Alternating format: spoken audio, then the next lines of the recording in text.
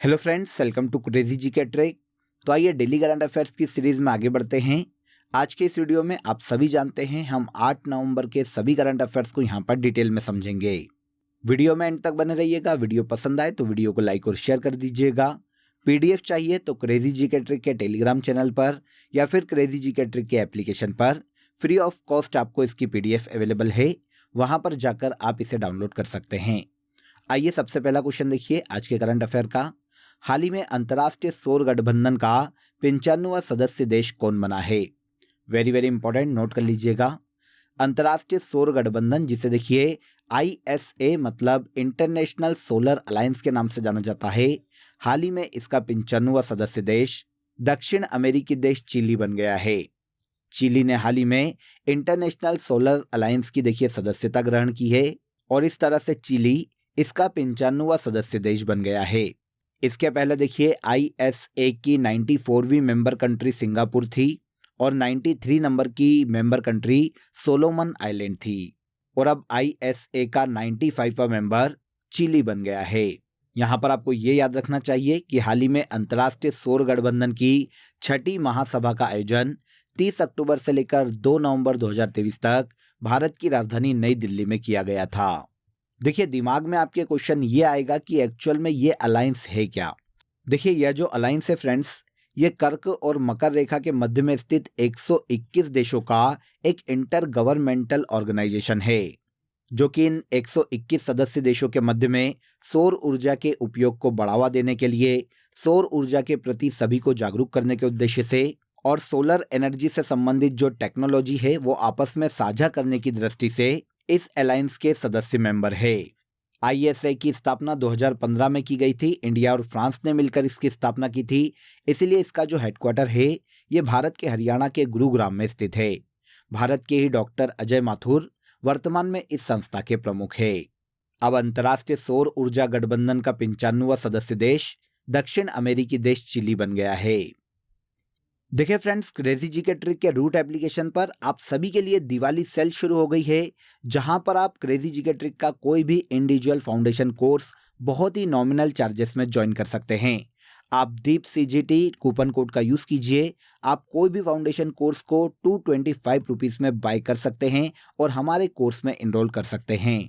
इसके अलावा आपके लिए फाउंडेशन कोर्सेज पर और PDF पर भी काफ़ी इंटरेस्टिंग आपको ऑफर मिलने वाले हैं, इसीलिए आप प्ले स्टोर से रूट एप्लीकेशन को डाउनलोड कर लीजिए और इस ऑफर का, इस सेल का आप फायदा उठाइए।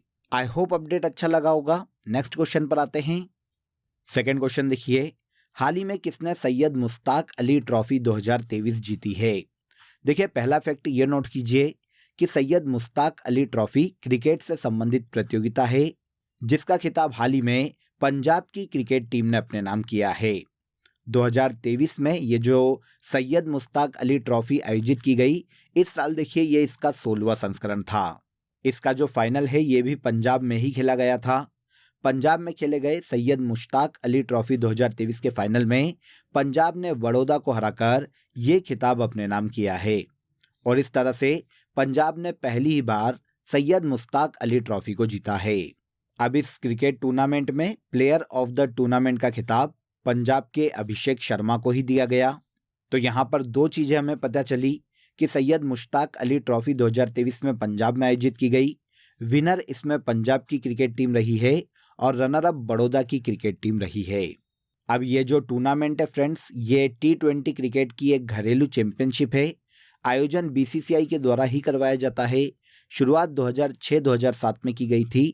सबसे पहला टूर्नामेंट आयोजित किया गया था और 2022 में लास्ट ईयर इस टूर्नामेंट की विजेता मुंबई की क्रिकेट टीम रही थी और अब 2023 में इसके 16वें संस्करण की विनर टीम पंजाब की क्रिकेट टीम रही है। याद रखिएगा, क्वेश्चन हमें काफी बार एग्जाम में हर साल देखने को मिलता है, तो यहां पर मैंने आपको इसके बारे में बता दिया। इसके बाद आगे आ जाइए। हाल ही में किस मिनिस्ट्री के द्वारा महिलाओं के लिए पानी, पानी के लिए महिलाएं अभियान की शुरुआत की गई?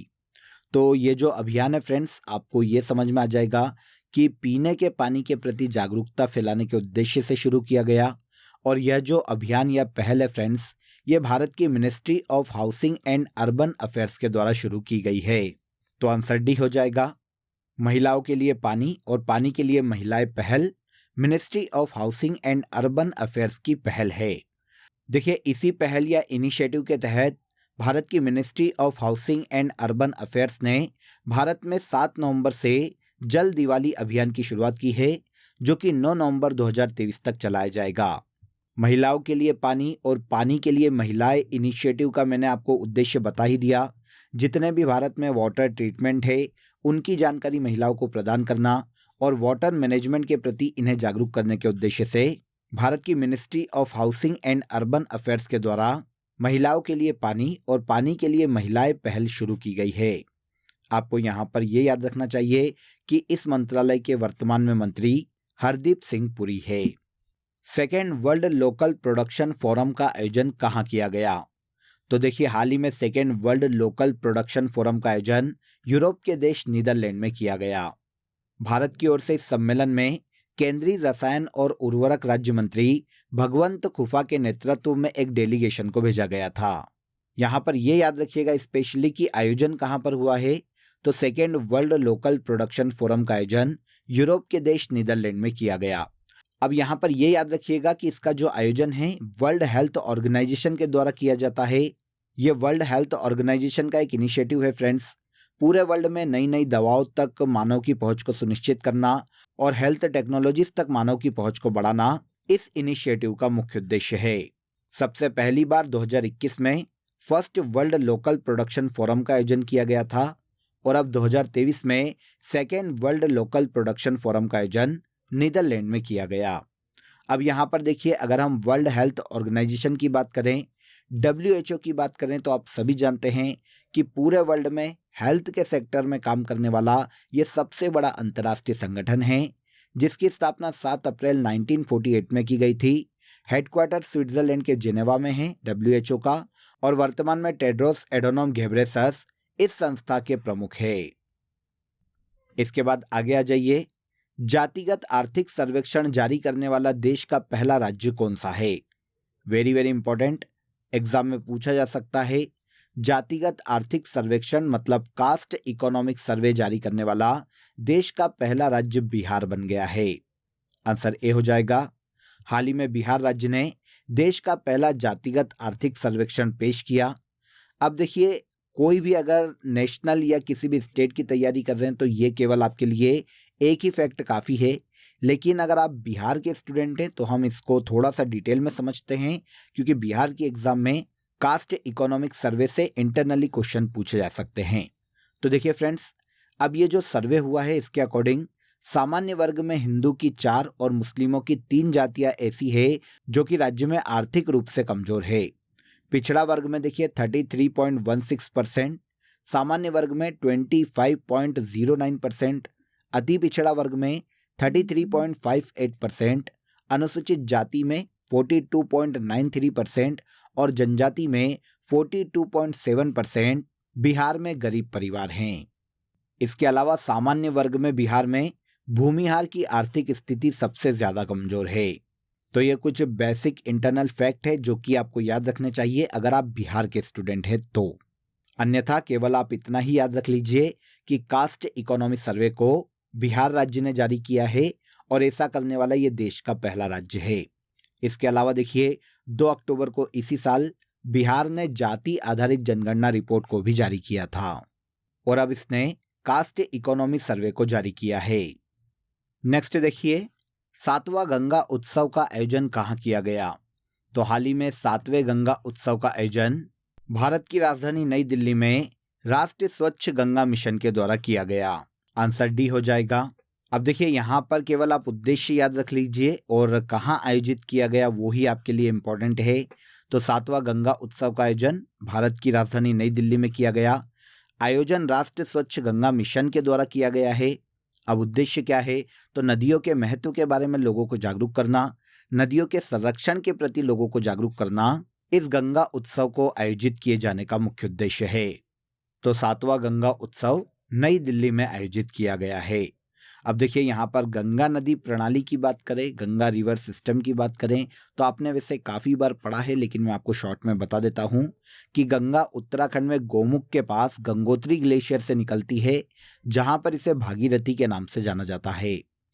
उत्तराखंड के देवप्रयाग में भागीरथी अलकनंदा से मिलती है और यहीं पर भागीरथी और अलकनंदा के संगम को गंगा का नाम दिया जाता है। इसके बाद गंगा हरिद्वार से मैदानी भागों में प्रवेश करती है। उत्तराखंड के बाद यूपी, यूपी के बाद बिहार होते हुए ये पश्चिम बंगाल राज्य में होकर बांग्लादेश में इंटर करती है और बांग्लादेश के बाद बंगाल की खाड़ी में जाकर गिरती है। भारत में यमुना, सोन, रामगंगा, गोमती, घाघरा और गंडक ये सभी गंगा की सहायक नदियां हैं। भारत में गंगा को 2009 में राष्ट्रीय नदी का दर्जा दिया गया था। तो ये बेसिक फैक्ट है गंगा नदी प्रणाली के, आपने पहले पढ़े होंगे इसलिए मैंने आपको जल्दी से इसके बारे में बता दिया। आगे आइए, 11वां सुल्तान जोहर कप का खिताब किसने जीता? देखिए, पहले ये जान लीजिए कि ये जो टूर्नामेंट है ये हॉकी टूर्नामेंट है। आयोजन कहाँ पर किया जाता है ये भी इंपॉर्टेंट है। तो हर साल जोहर कप का आयोजन मलेशिया के जोहर में किया जाता है। तो इस साल मलेशिया के जोहर में 11वें सुल्तान जोहर कप 2023 के फाइनल में जर्मनी ने ऑस्ट्रेलिया को हराकर यह हॉकी टूर्नामेंट अपने नाम किया। आंसर हो जाएगा, क्योंकि खिताब विनर पूछा है तो आंसर हो जाएगा यहाँ पर answer A. Germany Sultan Johar cup tournament 2023 में विनर है और रनर अप है ऑस्ट्रेलिया की टीम। अब इसके अलावा इंडिया की बात करें तो भारतीय जूनियर पुरुष हॉकी टीम ने देखिए पाकिस्तान को इस टूर्नामेंट में हराकर इस टूर्नामेंट का ब्रॉन्ज मेडल अपने नाम किया है।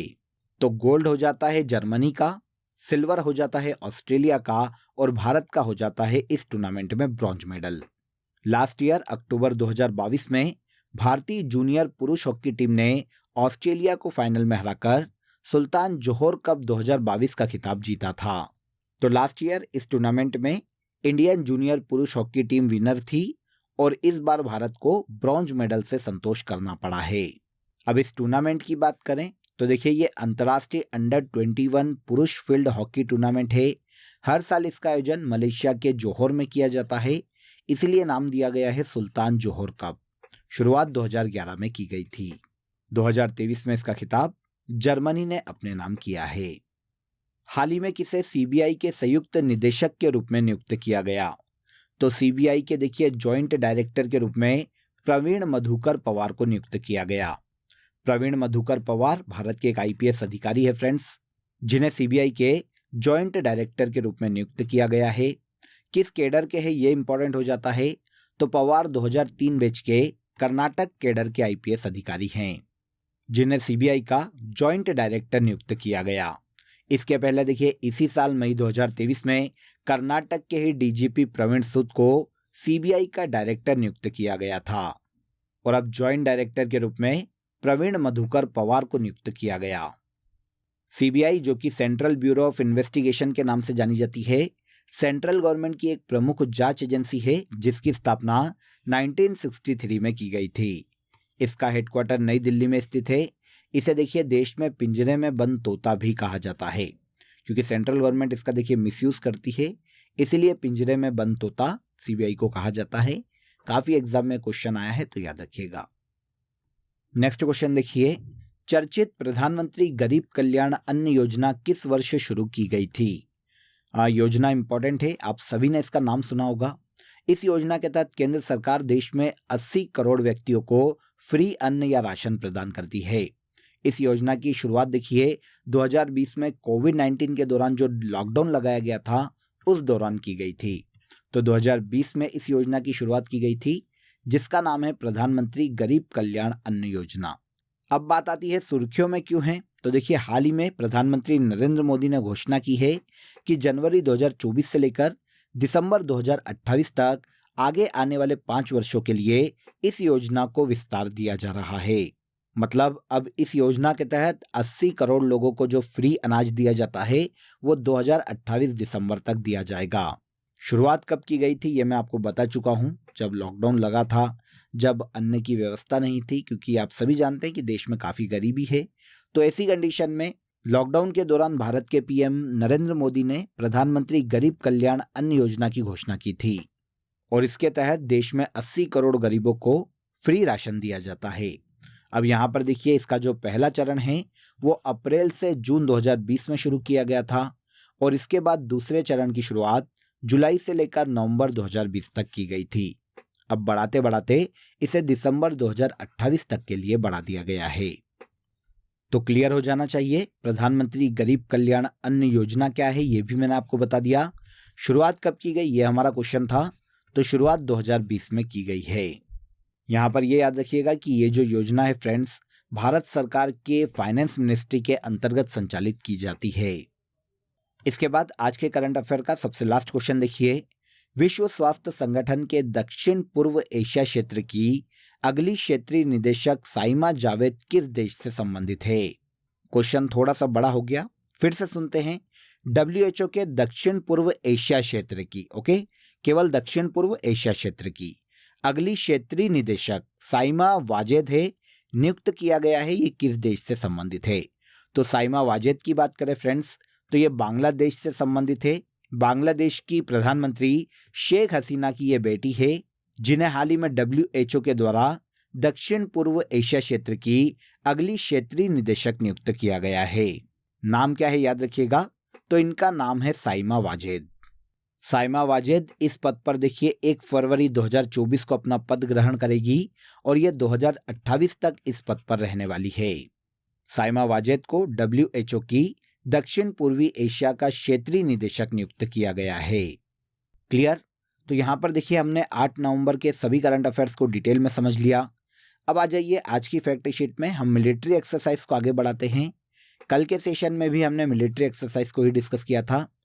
आगे चलते हैं। देखिए 2023 में चौथा समुद्र शक्ति युद्धाभ्यास भारत और इंडोनेशिया के मध्य में इंडोनेशिया के बाटम में आयोजित किया गया।